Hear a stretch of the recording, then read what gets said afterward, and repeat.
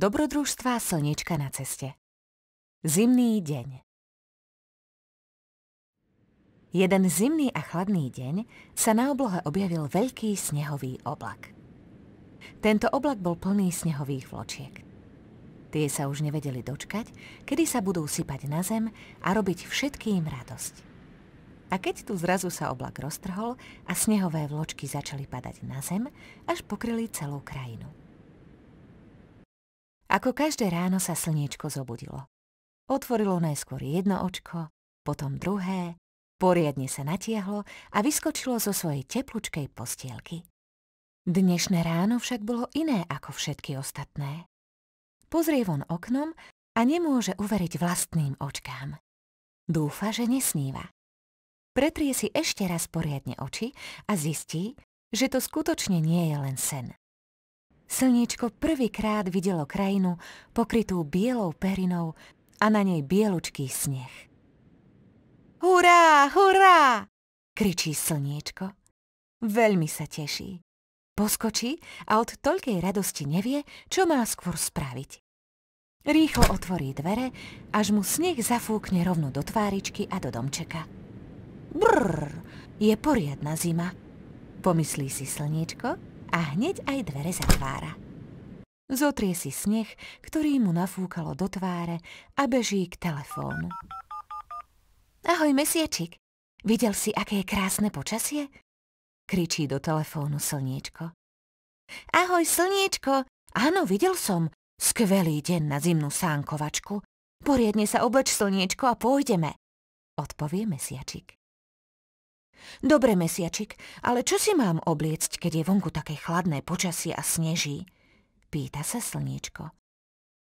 Slniečko, ako prvé si obleč pančuchy a tričko s dlhým rukávom. Dospeláci tomu hovoria termoprádlo. To ochráni tvoje telo pred zimou a udrží ho v teple.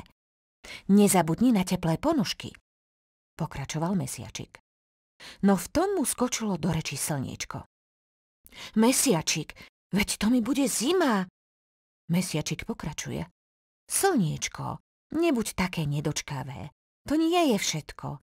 Budeš potrebovať ešte mikinu, nepremokavé nohavice, topánky, bundu a samozrejme nezabudni ani na čiapku, šál a rukavice. Dobre, mesiačik. Slniečko zloží telefón a rýchlo sa ide obliecť a čakať na mesiačik.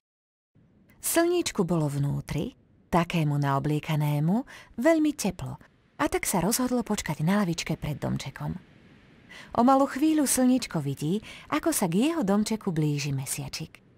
Pozrie sa lepšie a vidí, že za sebou niečo ťahá. Po chvíli je už pri domčeku a ukazuje slniečku jeho nové sánky. Poď, slniečko, spolu ich vyskúšame, hovorí nadšene mesiačik. Slniečko prikývne a už spolu veselo kráčajú po čerstvo napadnutom snehu, ktorý im vrzga pod nohami. Slniečko, pri hrách vonku v zime musíš myslieť aj na bezpeč... Mesiačik ani nedohovorí a slniečko leží na zemi. Au! Kričí slniečko. Na bezpečnosť a aby si nespadlo na ľade, kde sa môžeš veľmi rýchlo pošmyknúť a raz dva spadnúť na zem ako teraz.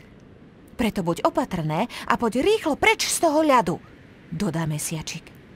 Slniečko sa na ľade pomaly posadí, obzerá sa okolo seba a zistí, že je na obrovskej ľadovej ploche, na klzisku plnom korčuľujúcich sa detí. Mesiačik, aj my sa môžeme korčuľovať? Pýta sa slniečko. Mesiačik sa zamyslí. Nie, slniečko, veď my sa nevieme korčuľovať a nemáme ani korčule a helmu. Veď sa pozri na deti, nebuď však smutné, môžeme to vyskúšať na budúce. Slniečko sa opatrne a pomaly postavilo a spolu s mesiačikom kráčajúc ďalej vidia, ako deti stavajú sneholiaka a guľujú sa. Na malú chvíľku sa pridajú aj slniečko a mesiačik. A bola to veru poriadna zábava. Keď tu zrazu počujú krik detí. Boli veľmi zvedaví, prečo deti kričia, a tak sa vybrali pozrieť, čo sa tam deje. Ako tak kráčajú, mesiačik hovorí slniečku, že je toho naozaj veľmi veľa, čo môžu robiť v zime. Slniečko však už vôbec nepočúva, lebo práve dorazili na veľký zasnežený kopec plný sánkujúcich sa a kričiacich detí. Neváha ani sekundu a už sa sánkuje spolu s deťmi. Mesiačik nestihol nič povedať, len beží a kričí na Slniečko. Slniečko! Buď opatrné a dávaj si pozor, aby si nespadlo a niečo si nezlomilo! Slniečko je už však na saniach a kým pribehol Mesiačik na kopec, už sa spúšťa dole kopcom. Keď celé zadýchané a spotené vyjde Slniečko opäť na kopec, volá. Mesiačik, poď! Pôjdeme teraz spolu! Mesiačik sa veľmi teší. Ešte nikdy sa nesánkoval a chcel konečne vyskúšať svoje sánky. A už sa sánkujú na kopci plnom detí. Ja si sadnem dopredu a ty si sadni za mňa, Mesiačik. Nadšene hovorí Slniečko. Spúšťajú sa raz, dva, tri, mnohokrát. Keď tu zrazu Slniečko niečo napadne. Mesiačik, vieš, čo bude zábava? Vyskúšajme sánkovačku tvárou vzad. Nie, Slniečko, pozri na všetky deti. Ale, Mesiačik, prosím, prosí Slniečko. Mne sa to nezdá bezpečné, opýtajme sa detí, hovorí bojazlivo Mesiačik. A tak aj bolo. Deti ich upozornili, aby sa sánkovali vždy tvárou dopredu po sediačky a tiež nikdy nie po ležiačky. Je bezpečné, keď aj počas sánkovačky máte na hlave prilbu. Ako sa spolu rozprávajú, všimnú si ďalšie nezbedné sánkujúce sa deti. Mesiačik, pozri sa, koľko detí sedí na saniach. 1, 2, 3, až 3 deti. Wow, poďme to skúsiť aj my s deťmi, hovorí nedočkavo Slniečko. Deti však upozornia Slniečko, že sane nemôžu preťažovať a je dôležité si premyslieť, s kým sa idú sánkovať. Môžu poprosiť jedného z rodičov alebo staršieho súrodenca. Pravidlá sánkovania. Sánkuj sa na saniach alebo boboch s brzdou a možnosťou riadenia. Správne sa obleč. Nezabudni na prilbu. Sánkuj sa vždy po sediačky. Sánkuj sa tvárou dopredu.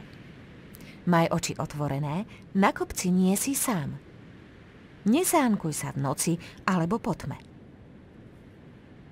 Okrem sánkujúcich sa detí si na kopci všimli Slniečko a Mesiačik aj iné deti, lyžiarov, snowboardistov.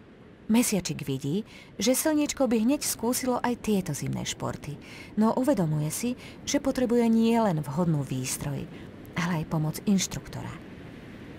Keď sa rozhodneš pre lyže alebo snowboard, nezabudni na vhodné oblečenie, prilbu a chrániče kolien a chrbtice, výstroj a jej kontrola a údržba.